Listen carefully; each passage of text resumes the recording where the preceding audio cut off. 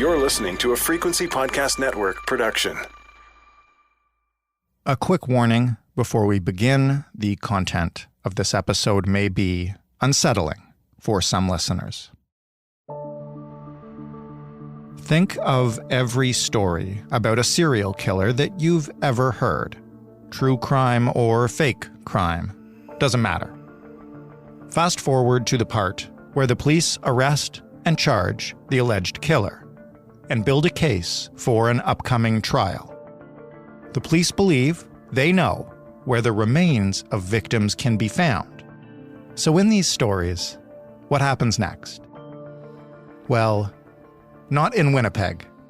There's anger and frustration tonight over the province's lack of action or commitment to search the Prairie Green landfill for the remains of 2 Indigenous women. Last year, a man was charged with murdering 4 Indigenous women. Currently, the province is refusing to authorize a search of the landfill where remains of 2 of those women are likely to be found, police say.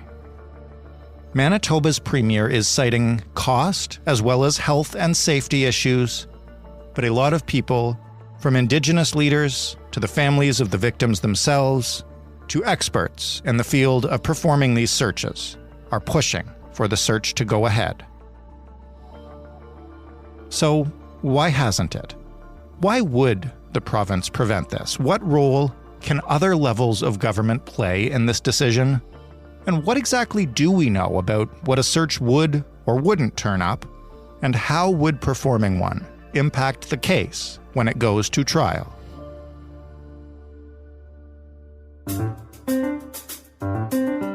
I'm Jordan Heath Rawlings. This is The Big Story. Brittany Hobson is a Winnipeg-based reporter for the Canadian Press. She has been following this story since the initial arrest. Hello, Brittany. Hello. Thank you for having me.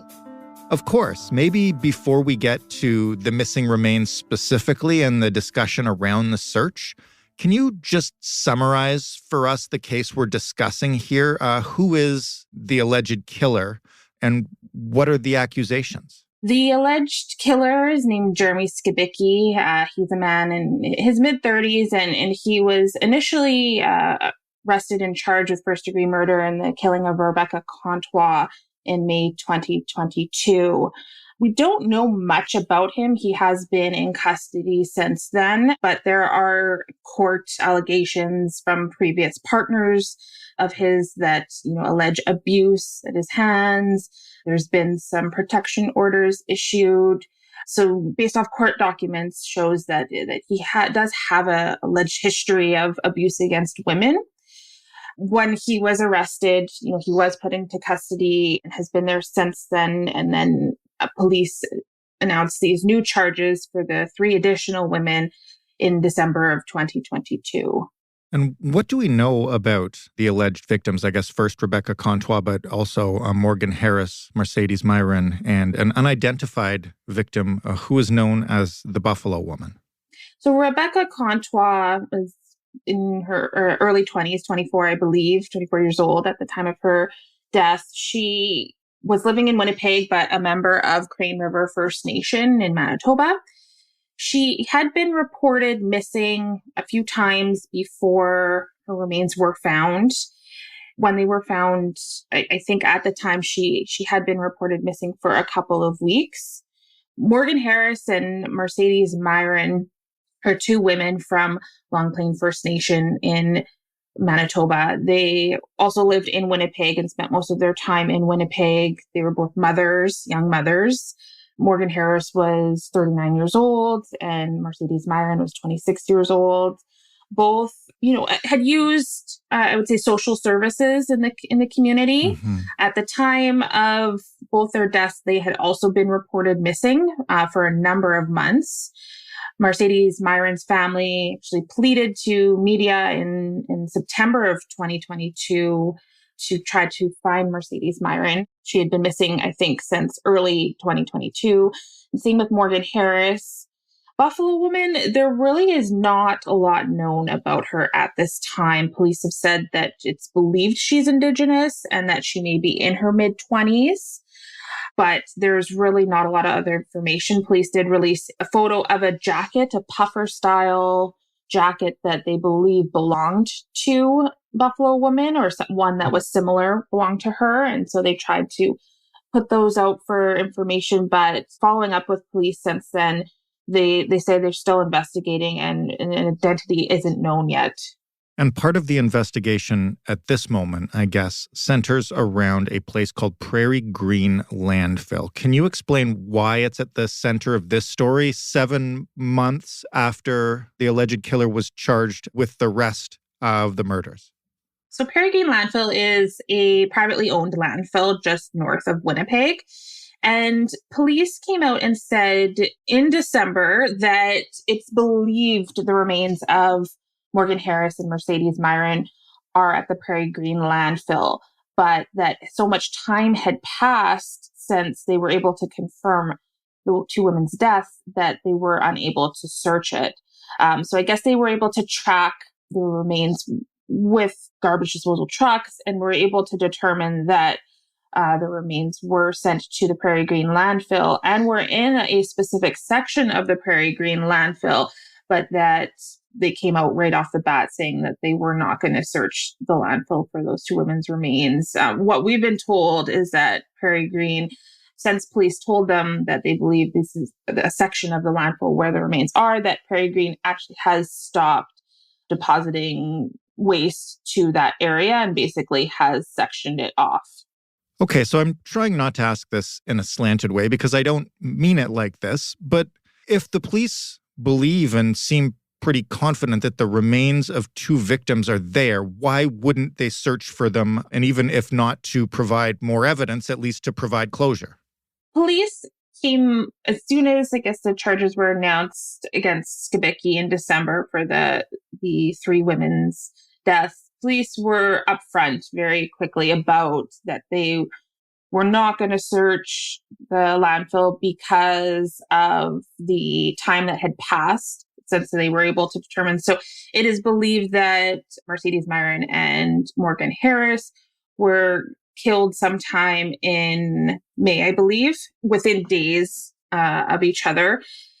And I'm not sure when they were able to determine that they were killed or that they had died, but there had been a big chunk of time that had passed. This is what police have said, as well as safety concerns about searching a landfill that has toxic waste, as well as the amount of waste that has been deposited in the area. So, Prairie Green was able to stop once they were notified, but I guess months had passed prior to that waste was being deposited. So those were kind of the main reasons. Cost also, I should mention cost was also another reason.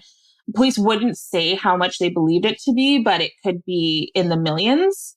So those were kind of the reasons that police gave for not searching the landfill. And what was the reaction to that immediately when they made that announcement? Oh, it was quite swift. The families, based off what they told media, were surprised that the police came out and said that. They were notified in advance, but given the reasons, they were surprised that police wouldn't go and search the landfill. And so they actually took their fight to Ottawa to protest this. And there was a lot of anger. There was a lot of hurt. In a community that maybe has a history of contentious relationships between police and Indigenous peoples, there was a lot of, talk about that police were being racists and that if it were white women, this wouldn't be the outcome. So there was a lot of hurt and anger.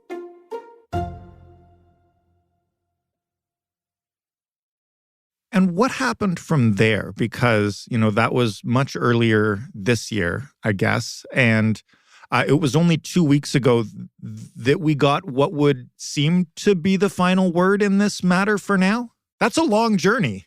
Yes, it has been a long journey. And, you have to really, give kudos to the families of Mercedes Myron and Morgan Harris, as well as Rebecca Contois, because they have pushed for months and months. And it's been, lots of delays, lots of what they're calling, bureaucratic red tape, lots of pointing fingers between different levels of government. So what has essentially happened is, when they took their fight to Ottawa, the Liberal government and Minister Mark Miller spoke with them and basically had said, if you can put together a feasibility report, we will look into next steps. So that's what the families did. They formed, as well as Indigenous governments here in Manitoba, they formed a Indigenous-led committee and spoke with a number of different experts in the areas of like forensics and anthropology, and had different levels of government on this committee. And they put together this feasibility study that was recently released. And so that's why some of this stuff has come to head more recently. So the feasibility study found that a search is doable and there is a safe way to do it, and that it could cost up to $184 million, as well as take up to 3 years. And so when the feasibility study was completed, they forwarded it off to all levels of government and basically waited on next steps, which kind of took us to what has happened in the past couple of weeks. And what is that? Where do we stand? What just happened? So the federal government spoke with the family after the study was released, and there really actually hasn't been a commitment from the federal government to fund the study. They kind of, have said that we'll have to work with the province on this. Mm-hmm. There's provincial regulations that will have to be done. And so they've kind of put the onus on the province, the provincial government. And so Manitoba Premier Heather Stephenson recently came out saying that she had spoke with the families, but that ultimately the province could not go ahead with a search because their main reason was safety concerns. The families did not accept that. They, said, we have experts here that we've quoted, right, that we've spoken with, that have laid out a safe plan, which is in the feasibility study. So safety really shouldn't be a concern. Some of these experts, worked on other cases where landfills were searched in Ontario, as well as the serial killer Robert Pickton in BC and his pig farm. And so they're coming to this with plenty of expertise. And actually the experts have come out afterwards saying, the provincial government has not spoken with us. We've not been able to lay out the exact plan or address any of the safety concerns. They've just flat out said that we're not searching it. And so now there's a kind of a standstill because the federal government is saying, well, we can't continue if we don't have provincial support. And the province is saying, well, this is just not going to happen. Do we know who made that decision at the provincial level, like where the buck stops? Is it the premier? Is it, cabinet? How was it done? It's the premier as well as the justice minister. The justice minister has expressed later on concerns too about the judicial process and how a search may interfere with that, though they have not been able to lay out clearly how that will interfere with the trial. But it has been the premier and the justice minister that have quite outspoken about this. Mm-hmm. The province did have representatives on the committee. And so it's also a bit of a surprise for the families that they're coming out and saying this and addressing concerns, even though there was representation on the committee and they were informed of the feasibility study and the methodology throughout the entire process. You mentioned that one of the reasons the province has given is safety of the workers, and that experts say there's a way to do it safely. What about the workers themselves, the people who would be theoretically at risk at the landfill? What have they said about whether or not they'd like to conduct a search? Well, mostly the people that have been speaking about are the anthropologists and the forensics experts that would be actually doing the work. Right. I think that there would be a need for, garbage workers, waste workers as well. But the majority of the work would be done by scientists and experts based out of Brandon University. And so they've come out and said, this is that we can do this. We know how to do this and we know how to do it safely. They've been the only ones that have mainly spoken out. Beyond who else would be needed, we're not sure at this point. And when we talk about the reaction to this decision being unfavorable, to say the least, it's led to physical protests, right? Can you tell me what's going on or what has happened there? Yeah, so when Premier Stephenson came out and said that her government's not going to go ahead with the search, it prompted people at the Camp Morgan camp that's been set up since her remains were found in December to protest. And so that camp is actually at a different landfill, the Brady landfill, which is a city-run landfill in Winnipeg or just outside Winnipeg. And that's where the remains of Rebecca Contois were located, as well as there's believed to be remains of other Indigenous women, including Tanya Nipanak there. And so they have set up camp there. And once the news came out, a blockade was set up and actually shut down operations for a couple of weeks.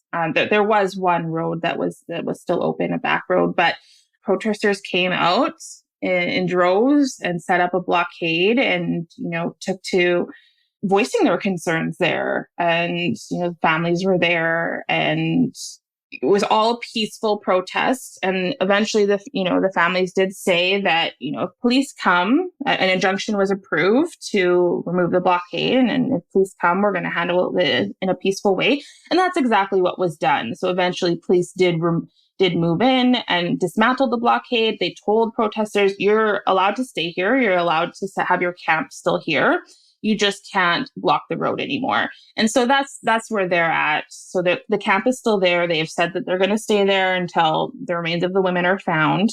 Workers are back to work. And a second camp set up at the Canadian Museum for Human Rights called Camp Mercedes is now set up as well. And so they have protesters there every day and just want to make it known and want to garner support for their cause.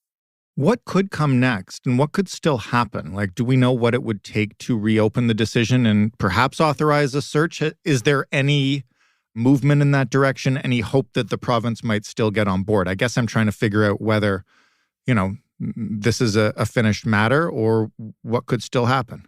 So it is a bit of a standstill now. The Premier has come out and on multiple occasions over the past week or so, be firm on her stance that this is not going to happen. People are wondering now if the federal government can override that. And that's questions that we've certainly as Canadian press have put to the federal government, but have not really received a response.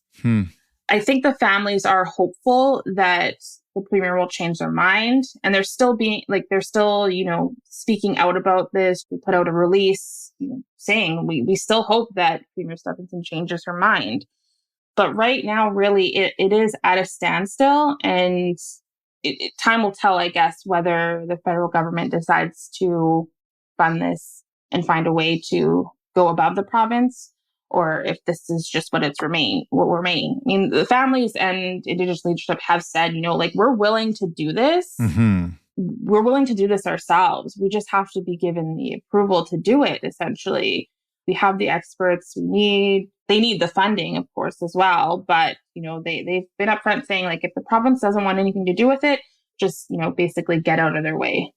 In the big picture, what is this doing to the relationship between Indigenous leaders and Indigenous communities and the provincial government? I mean, at a time when we're supposed to be focused on truth and reconciliation, and we've all heard the horror stories from the missing and murdered Indigenous women inquiry. This seems like, and again, I'm trying to put this mildly, it seems like a little bit of a thumb in the eye. Yeah, I think that it is. And the families are definitely hurt and have no faith in the provincial government at this point. The Indigenous communities and Manitoba's progressive conservatives have not always had a favorable relationship. I think that has changed in recent times, but this is definitely setting it back. And now there is the question of how Indigenous communities can even, believe what the progressive conservatives are saying in terms of, trying to mend relationships with Indigenous communities. If they're basically saying we're not going to search for these Indigenous women, that has, pushed it back. And there's a lot of anger. There's just a lot of mistrust. And I think that it will take a lot. I mean, I think really the only option that the provincial government has at this point to kind of repair the relationship is to go ahead with the search. And finally, what's the timeline here? I know that police don't seem to think it will have an impact on evidence at trial, but when's the trial scheduled for and what are we looking at?